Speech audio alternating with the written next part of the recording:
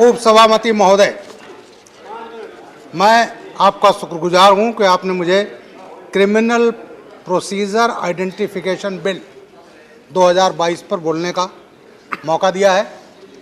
अभी मैं इस अगस्त हाउस के वक्ताओं के चर्चाएं सुन रहा था। मैं बोलना चाहता हूं, थोड़ा मुझे समय दिया जाए। एक पुलिस अधिकारी का जिसने 37.5 बरस वर्दी पहनी, और मैं जो बोलूँगा वो केवल तथ्यों पर बोलूँगा।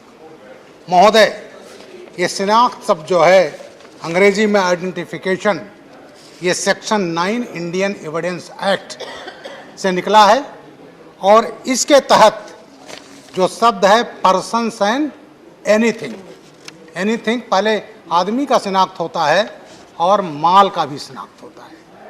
मैं इस पर एक छोटा सा शेर कहना चाहूँगा, और वो शेर था, मैं एक ज़िले में एसएसपी था। एक बड़ी चोरी हुई और चोरी के बाद रिकवरी हुई, अच्छी रिकवरी हुई, और उस रिकवरी में हम लोगों को सम्मानित किया। खान साहब थे और वो बड़े खुश हुए, उनका पूरा सामान रिकवर हो गया।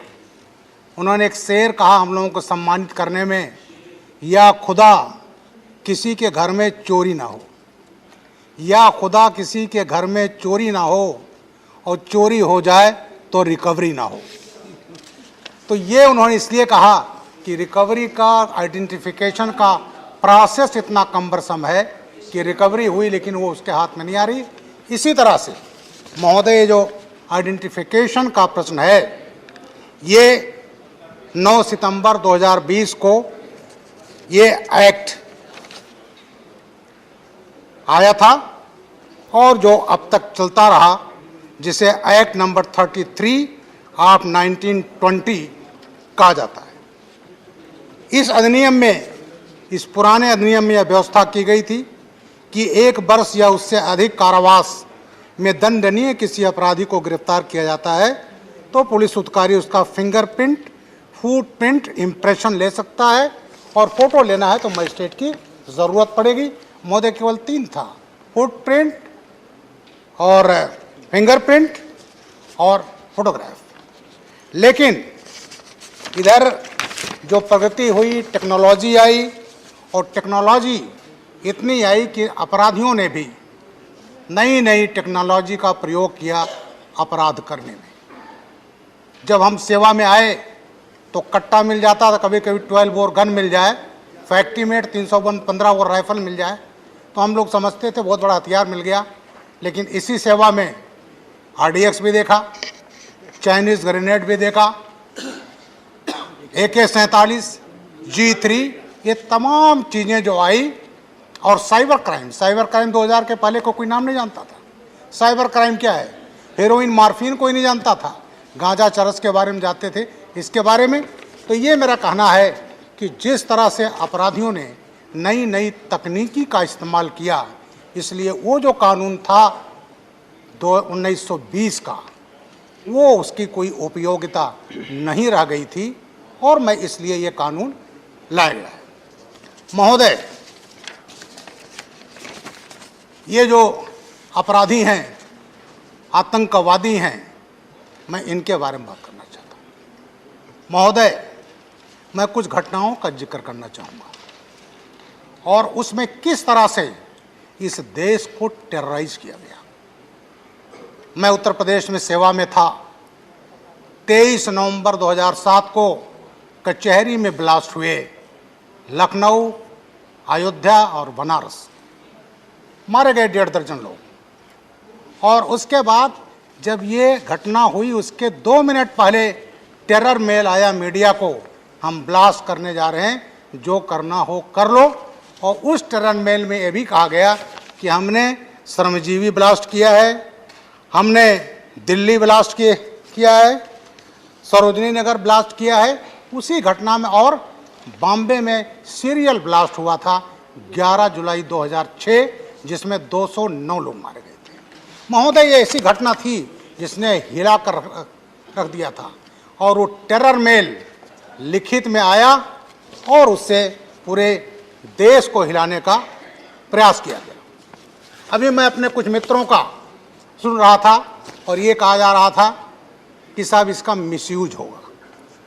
महोदय, उस पार्टी को कहने का हक नहीं है जो आतंकवादियों के 15 केसेज उत्तर प्रदेश में वापस लेती है।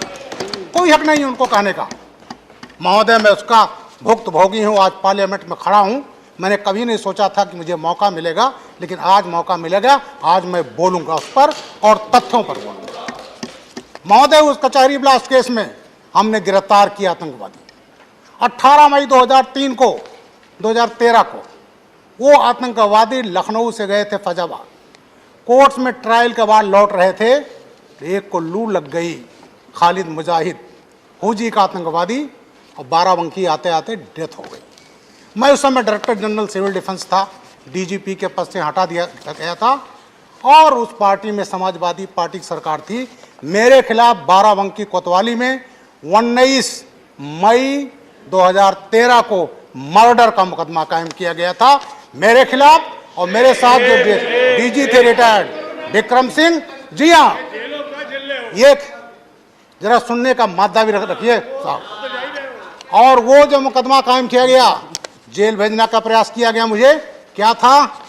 तुष्टीकरण के राजनीति, ब्रजलाल को जेल भेज दो तो एक पर्टिकुलर कम्युनिटी का वोट पूरा मिल जाएगा।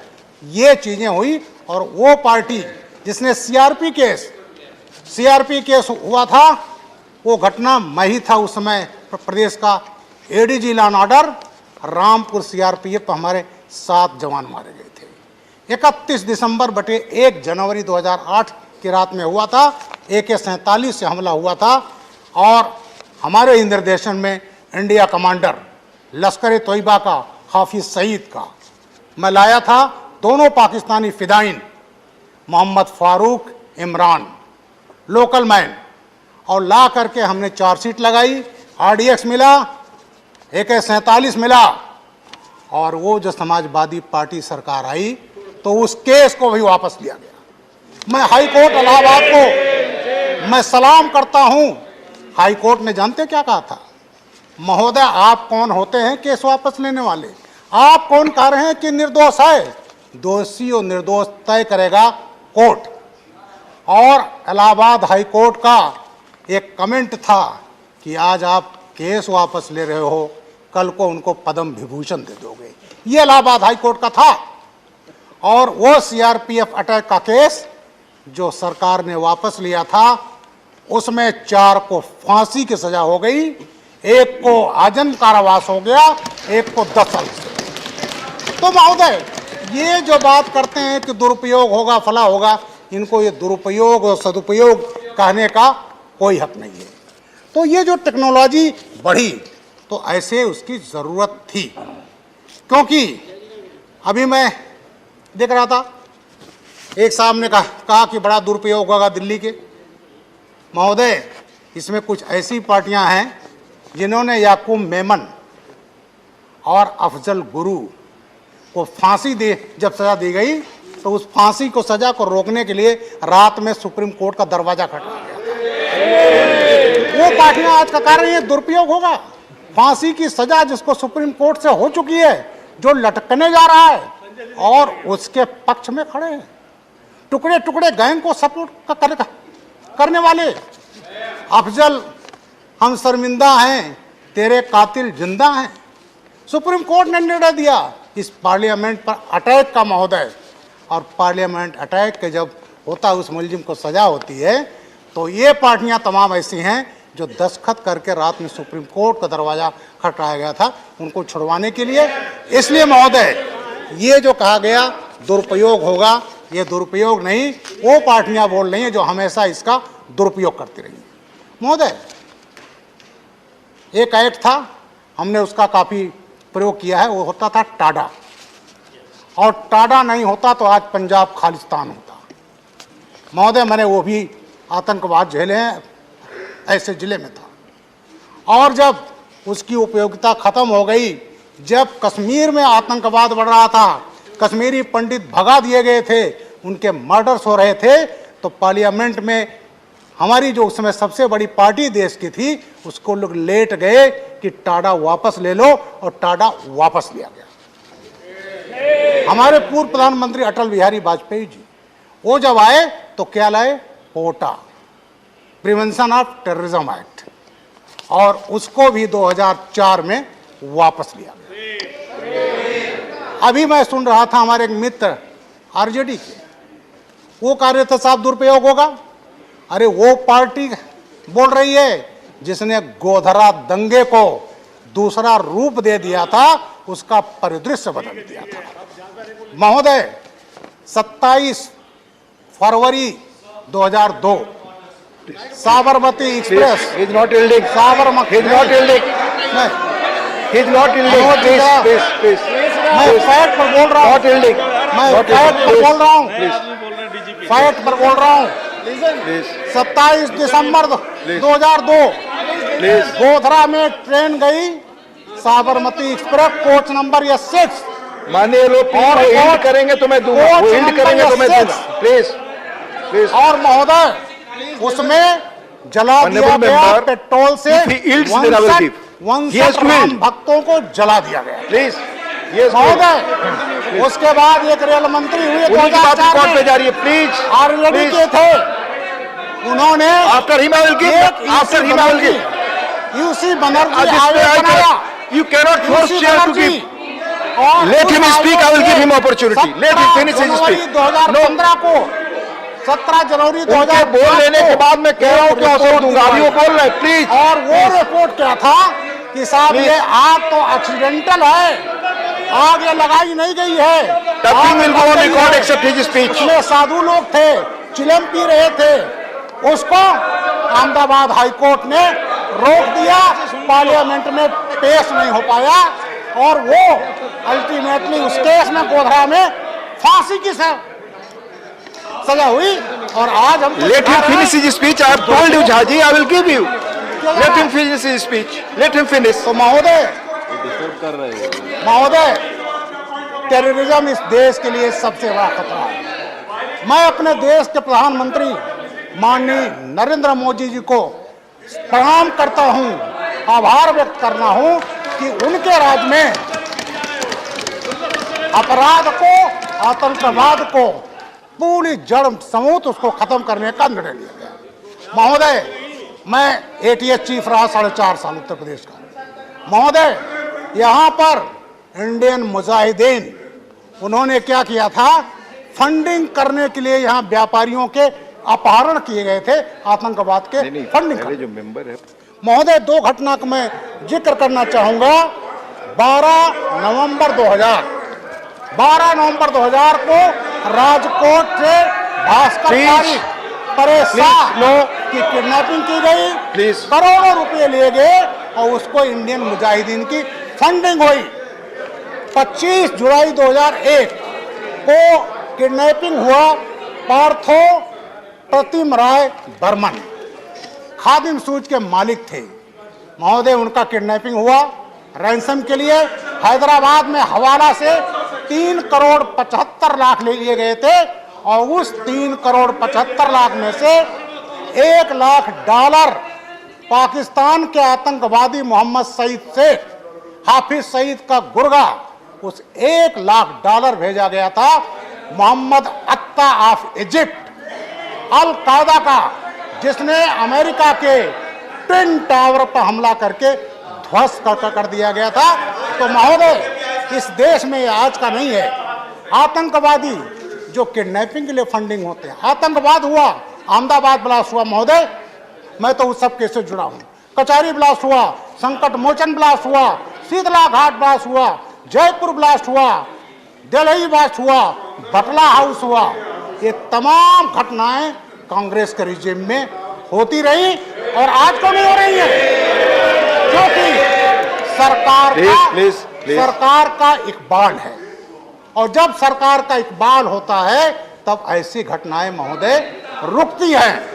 तो ये घटनाएं, और मैं जानना चाहूंगा बटला हाउस जब हुआ, मैं एक पार्टी और कहूंगा, बंगाल की पार्टी, प्लीज जब बटला हाउस हुआ, MC शर्मा मारे गए, इंस्पेक्टर शर्मा, और 2 आतंकवादी मारे गए थे, आतिफ अमीन इंडियन मुजाहिदीन का नॉर्थ इंडिया कमांडर था महोदय, आजमगढ़ का।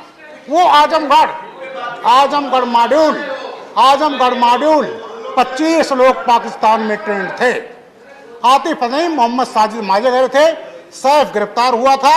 उसके बाद हंगामा मच गया क्योंकि एक शहजाद था, उसको मैंने गिरफ्तार करके आजमगढ़ से दिया था, जिसको दिल्ली कोर्ट ने आजम कारावास की सजा दे दी।